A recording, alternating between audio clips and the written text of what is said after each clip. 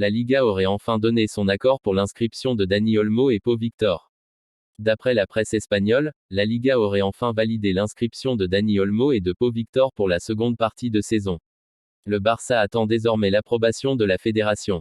En lisant tout et son contraire dans la presse espagnole, on ne savait plus trop où donner de la tête ces derniers jours dans le dossier Dani Olmo.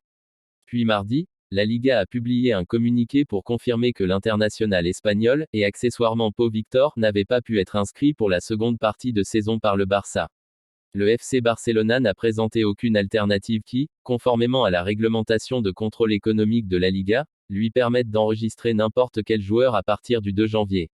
En parallèle, la presse catalane assurait que le Barça se fixait jusqu'au 3 janvier, en l'occurrence aujourd'hui, pour inscrire ces deux joueurs grâce à la vente de places VIP du futur stade, environ 100 millions d'euros. Des doutes, plus que des certitudes, d'autant que plusieurs sources de la fédération espagnole expliquaient se ranger derrière la décision de la Liga d'annuler l'enregistrement d'Olmo et Pau Victor. C'est le règlement et c'est le Barça qui aurait dû respecter les règles, expliquait-on, en substance. La Liga a donné son feu vert. De son côté, Joan Laporta continuait de remuer ciel et terre pour valider ce qu'il avait promis à ses deux joueurs. Ce soir, on apprenait ainsi via le média catalan RAC1 la confirmation du virement lié à la vente des places VIP du futur stade, ultime recours financier pour approuver la situation du club.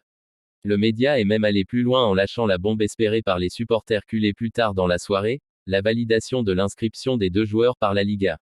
Effet cumulatif, cette somme permettrait aujourd'hui au Barça d'entrer dans les clous du 1 sur 1, règle qui prévaut dans le football espagnol. Pour vulgariser la chose, cette règle stipule que les clubs doivent équilibrer leurs dépenses de transfert avec leurs revenus. Désormais, le Barça attend l'approbation de la Fédération de football espagnole, nécessaire pour enfin clore cet épisode et le ranger dans la boîte à mauvais souvenirs. Joan Laporta semblait optimiste ce soir.